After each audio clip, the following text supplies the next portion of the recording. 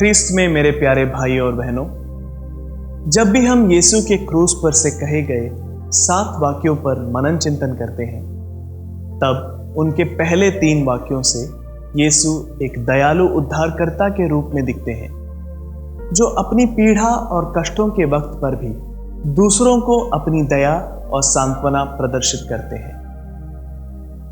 चौथे और 5वें वाक्यों में हम यीशु को एक मानवीय उद्धारकर्ता के रूप में देख सकते हैं, जो हमारी पीड़ा और हमारे कष्टों को समझ सकता है। आखिरी के 2 वाक्यों यानी छठे और 7वें वाक्यों में हम यीशु का ईश्वरीय उद्धारकर्ता का रूप देखते हैं, जो किसी भी परिस्थिति में हमें मदद करने योग्य है, क्योंकि वह सर्वशक्तिमान है। आज चालीसा काल का छठा शुक्रवार है। पिछले 5 सप्ताह में हमने प्रभु यीशु के क्रूस पर से कहे गए 7 वाक्यों में से 5 पर मनन चिंतन किया, और आज हम उनके छठे वाक्य पर ध्यान देंगे। संत योहन का सुसमाचार अध्याय 19 पद संख्या 30। ईसा ने कहा, सब पूरा हो चुका है, और सिर झुकाकर प्राण त्याग दिए। सब पूरा हो चुका है, इट इज फिनिश्ड। यह एक असहाय शहीद का रोना नहीं था, और ना ही यह एक अधमरे व्यक्ति का हाफते हुए कहना था कि चलो खत्म हुई मेरी परेशानियां।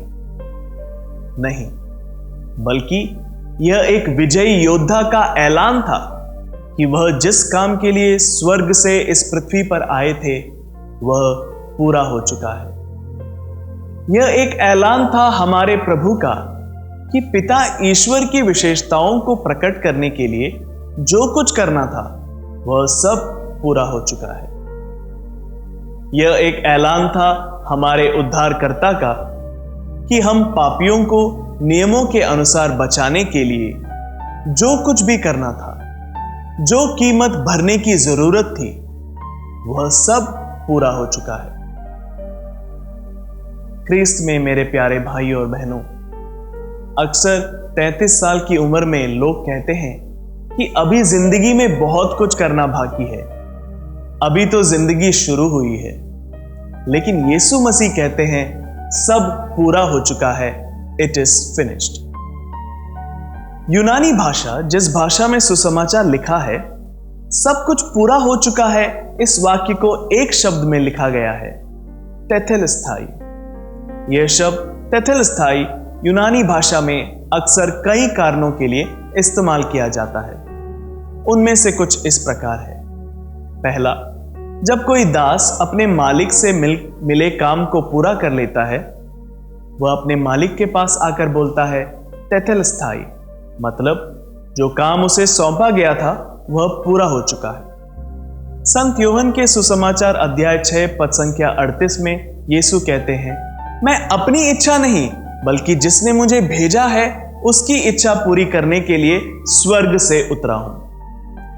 हमारे प्रभु यीशु भी इस दुनिया में एक दास के रूप में अपने पिता के द्वारा दी गई आज्ञा को पूरी करने आए थे, जो उन्होंने क्रूस पर एक आज्ञाकारी दास की तरह हम पापियों को बचाने के लिए अपनी जान देकर पूरी की।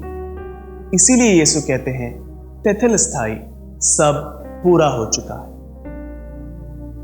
दूसरा प्रयोग हम पुराने विधान में देख सकते हैं। जब कोई अपनी बलि के पशु या पक्षी को लाते थे, तो पुरोहित उसकी जांच करके देखते थे कि उस जानवर में कोई दोष तो नहीं, और पूरी जांच के बाद अगर कोई दोष नहीं पाया तो पुरोहित कहते हैं, तेतेलस्थाई, मतलब कि वह निष्कलंक है, वह पूर्ण है, कोई दोष नहीं है।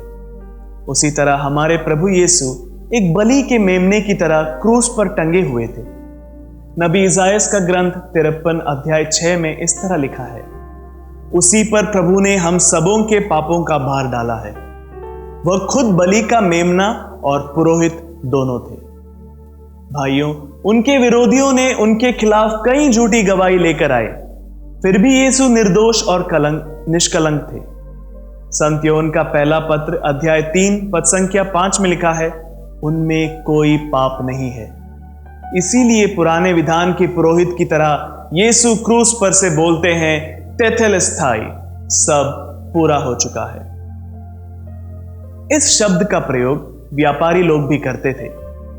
जब कोई अपना उधार लिया हुआ कर्ज वापस कर देता था, तो पैसा उधार देने वाला अपने हिसाब किताब में उस कर्ज को काट कर लिख देते थे, तेतेलस्थाई, यानी कर्ज चुका दिया गया है, पूरी तरह से चुका दिया गया है, हमेशा हमेशा के लिए चुका दिया गया है। इसी तरह प्रभु यीशु ने भी हमें हमारे पापों से मुक्त करने के लिए अपनी जान देकर पूरी कीमत चुका दी है और हमें पूरी तरह से मुक्त कर दिया है, हमारा कर्ज माफ कर दिया है। इसीलिए यीशु कहते हैं, तेतेलस्थाई, सब पूरा हो चुका है। हमारे पापों को माफ कर शैतान की शक्तियों को नष्ट कर दिया गया है। क्रिस्त में मेरे प्यारे भाई और बहनों, इस एक शब्द के इन सारे प्रयोगों से हम यह समझ सकते हैं कि यीशु ने ऐसा क्यों कहा और उनके कहने का सही अर्थ क्या था। अब हमारे रोजाना की जिंदगी में यह वाक्य एक नई आशा और एक नया प्रबोधन लेकर आती है। आशा यह कि हमें निराश और हताश होने की जरूरत नहीं, क्योंकि यीशु ने हमें बचाने के लिए जो कुछ भी करना था उसे पूरा कर दिया है।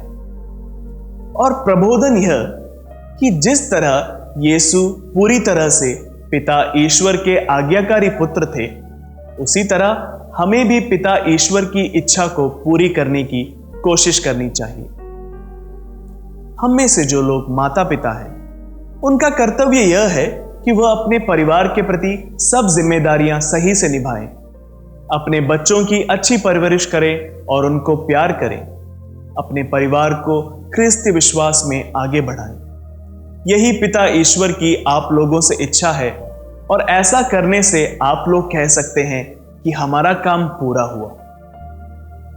हम में से जो लोग बीमार हैं या कई दुख तकलीफों से गुजर रहे हैं, उनसे पिता ईश्वर चाहते हैं कि वह अपने दुख तकलीफों को संत पौलुस की तरह मसीह के क्रूस से दुख भोग के साथ जोड़ देने की कोशिश करें, ताकि हमारे इस समर्पण से कलीसिया में मसीह की महिमा और बढ़े और सबका कल्याण हो।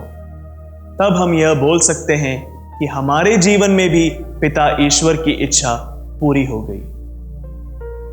हम में से जो बच्चे या युवक युवतियां हैं, उनसे पिता ईश्वर की इच्छा है कि वो अच्छे से पढ़े लिखें, अपने माता पिता का आदर करें, घर के कामों में बड़ों की मदद करें और अपने वचन, कर्म, प्रेम, विश्वास और शुद्धता में विश्वासियों के आदर्श बने।